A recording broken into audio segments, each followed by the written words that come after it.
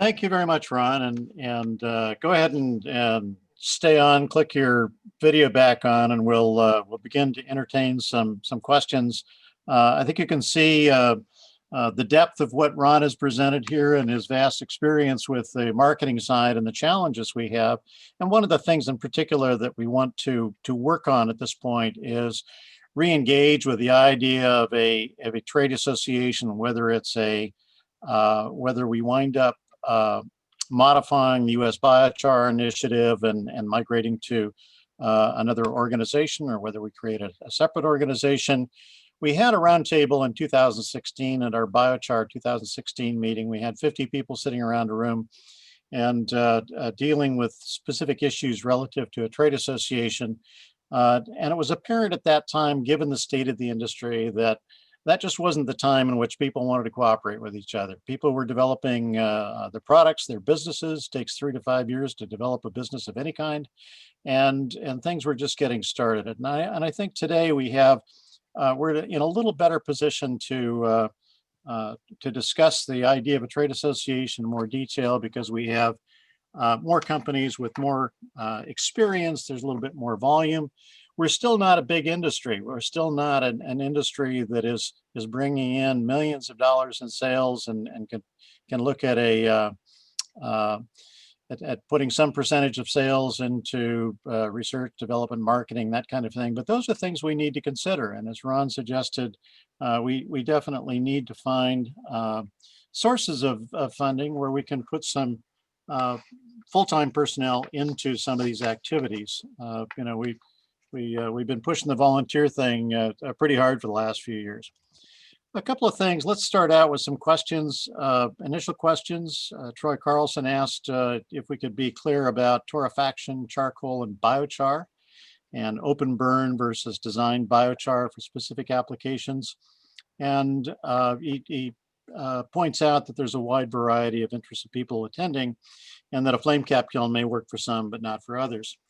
So just in very simple terms, torrefaction is torrefazione, the Italian term for roasting coffee. It's heating biomass, heating wood to a temperature of about 280 to 300 degrees centigrade. And when you do that, you convert part of the volatile material to gas, and you evaporate the moisture, but you don't substantially change and what you do is you change the yield strength of that material so that it can be crushed and pulverized. And the interest in torrefaction in the energy industry is that you can pulverize wood for torrefied wood, and you can fire it just like you're firing coal. You can fire it and you can burn it in suspension, and it burns much more efficiently because now you've evaporated the moisture, you've converted some of the gases. There are also benefits in storage and handling and the energy density and transportation. So torrefied biomass is primarily a fuel product. Now, having said that, some biomasses, some of the grasses, bagasse, for example, actually can become pretty interesting soil amendments with some partial heating or torrefaction in the heating in the absence of air to those lower temperatures. And then you get to about 300 degrees centigrade and beyond, and then you begin pyrolysis processes where you're converting more and more of that material. And there are people on the call here that will be speaking later who can describe the scientific basis in more detail. But essentially, as you go up in temperature and extend the time, the exposure time, then you're beginning to make charcoal, you're beginning to make biochar. Now, what's the difference between charcoal and biochar? Primarily, it's usage. Charcoal is used for fuel, biochar is used in soil. In order to enhance the use of biochar for soil, we cook it longer, and we try to convert most of the tars and condensates to gases or condensates that we can recover, so that we get that honeycomb kind of structure and get a different kind of material for a soil application. As far as burned, the different processes, pyrolysis, gasification, combustion. Pyrolysis, as many of you know, is heating in the absence of air. Gasification is adding a little bit of air to burn some of the gases and provide the heat to drive the process, and combustion is providing enough air to completely burn the fuel. Well, in the process of combustion, you actually get about 1 or 2% of the fuel going into an industrial boiler, for example, will come out as a charred product and not completely burned. And so there's a lot of char that's being derived from those applications, either from gasification or combustion, that are now being used as biochar. And what we see, for example, uh, in with Konchiki kilns, flame cap kilns, and so on, is that we're actually get a level of gasification that makes a pretty good char, and makes a pretty good char for different applications. So there are a variety of qualities and so on, but that's hopefully, Troy, that kind of answers the general question. There's a question as to whether there's an ISO standard for biochar. We haven't gotten to the ISO part yet. The ISO standards take years in development and a lot of discussion and agreement between national organizations. Right now, there's sort of more informal collaboration at the International Biochar Initiative level between the European Biochar certificate people and the International Biochar Initiative folks and the China standards. We have a number of international standards. We haven't got to the point of an ISO standard. The question came up, and I think it was answered, about the pyrolyzer that was described in Harry's talk. That was produced by a company in Ohio called Exiterra, as Harry described, under license from a company called Exiterra in the UK, EXETERRA. It's a small batch unit that you can Google that and you can find it.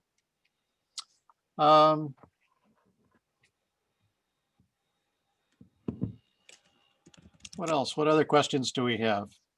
We got a question about how can we do a biochar industry in Libya. I think everybody around the world is doing a biochar industry by starting at the small scale and just building up piece by piece. So you get a bunch of like-minded people together and all of a sudden you have an industry. We're still struggling after 15 years.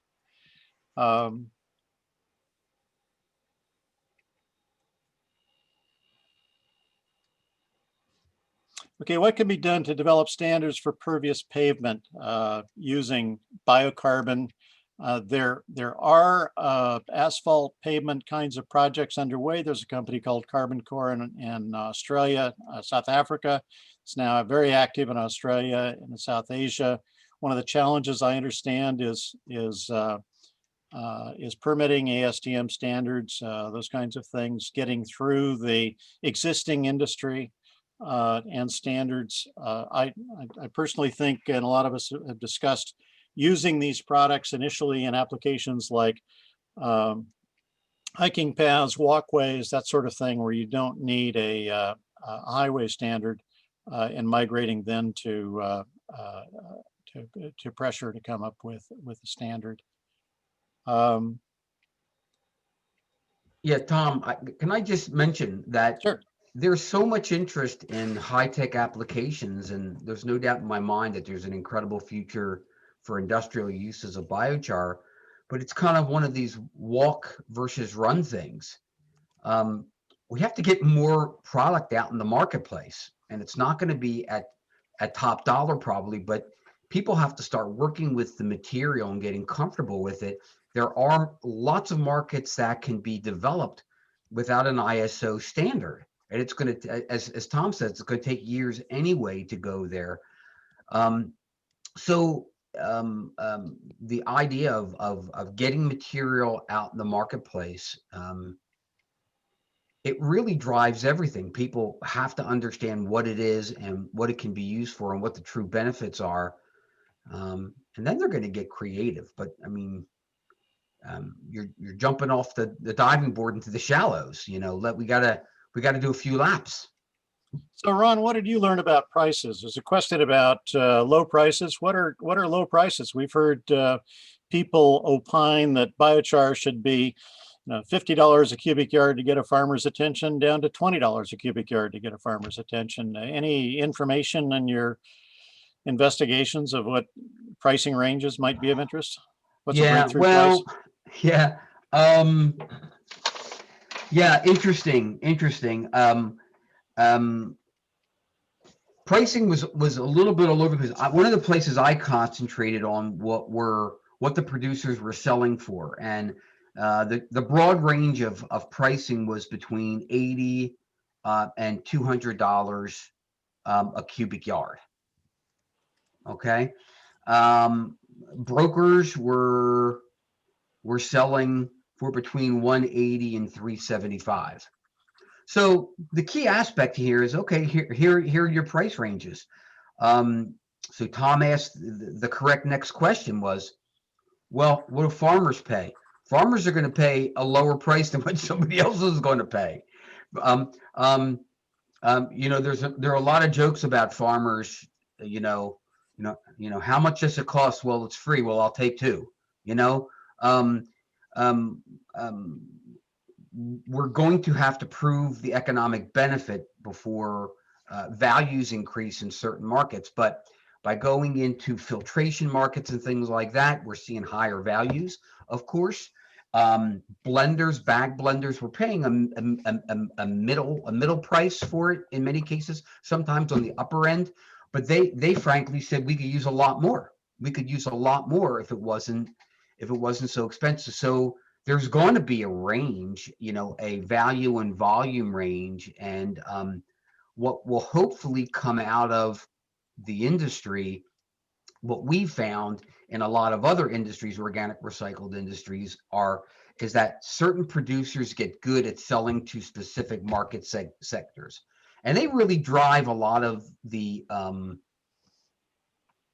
some of the research, but they drive the pitch. They figure out what sells, and then we copycat, and that happens a lot.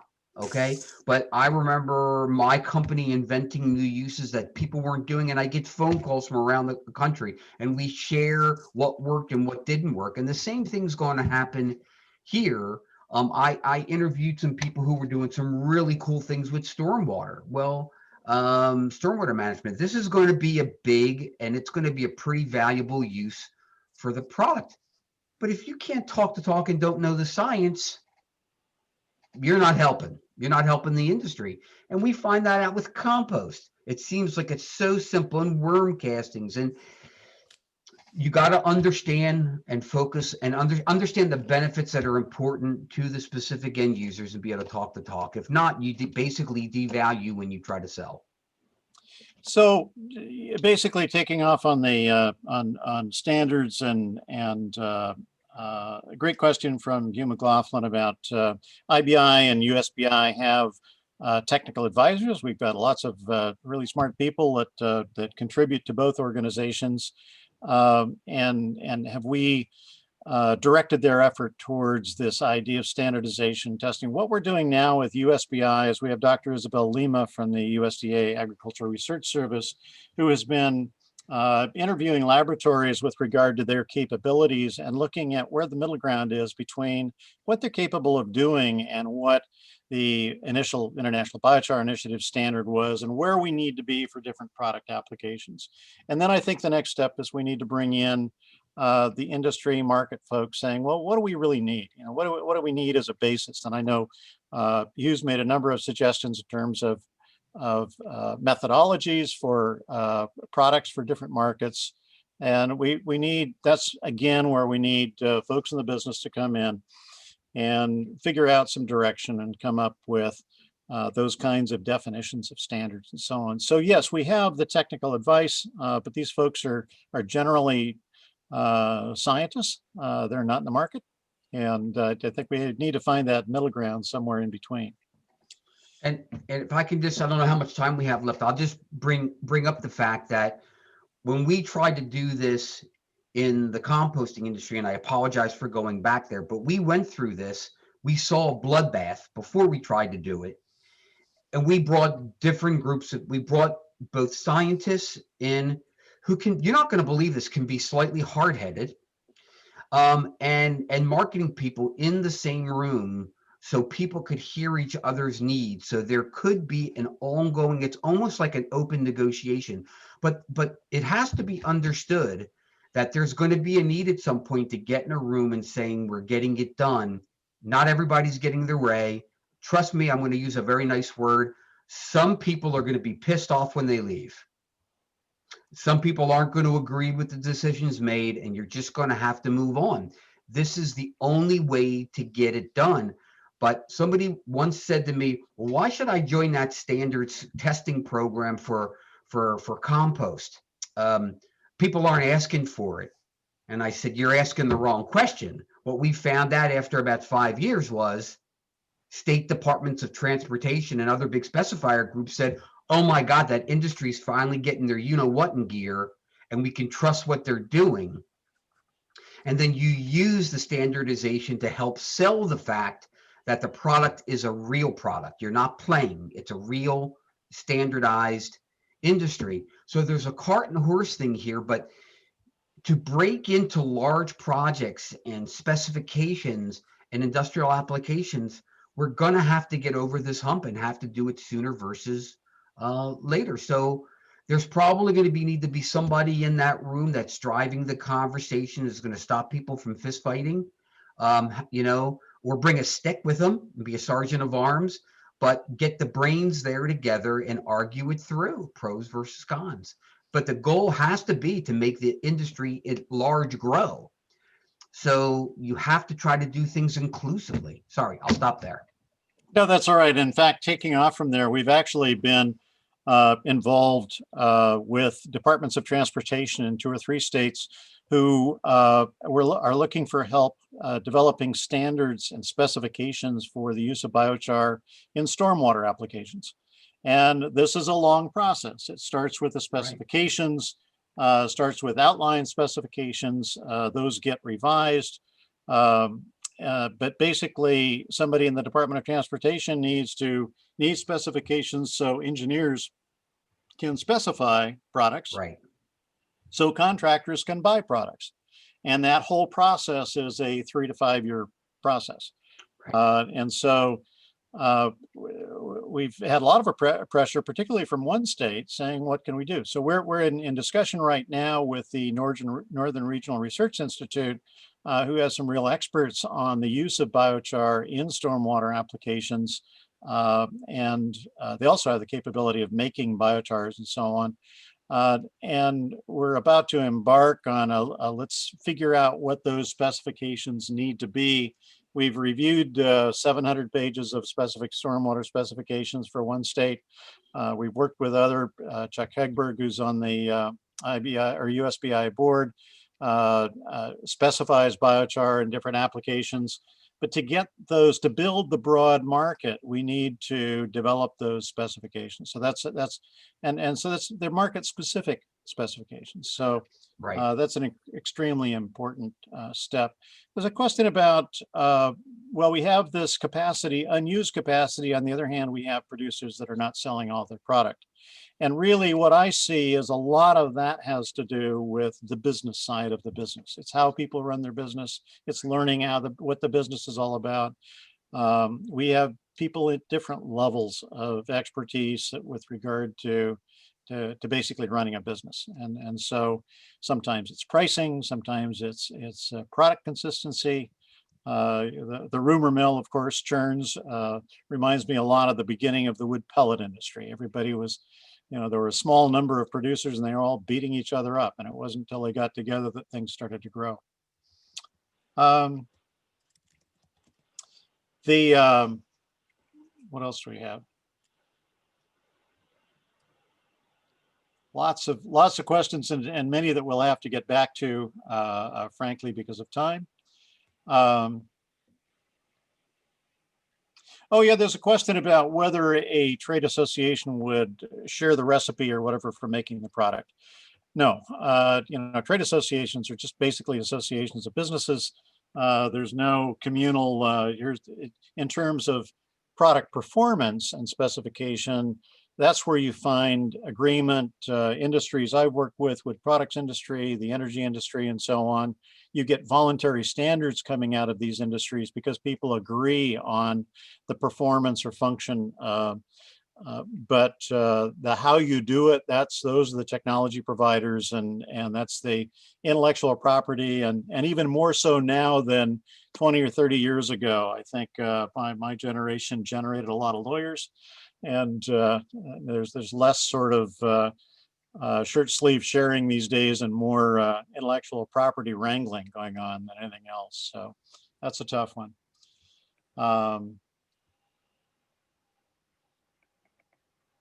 How can we leverage knowledge already acquired in the European biochar industry and the Australian New Zealand biomass industry group?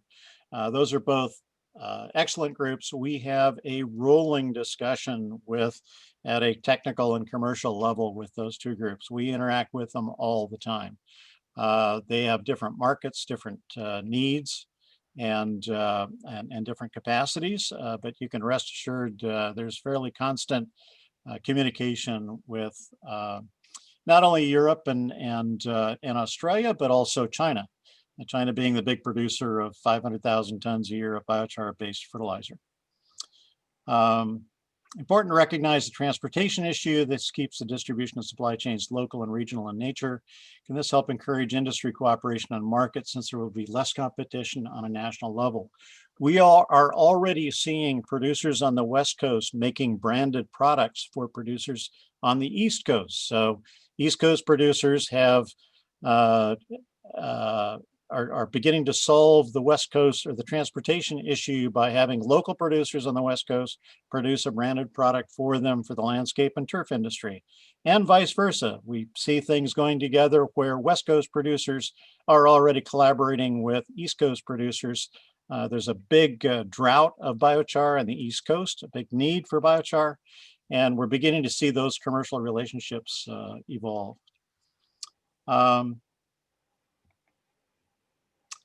Let's see.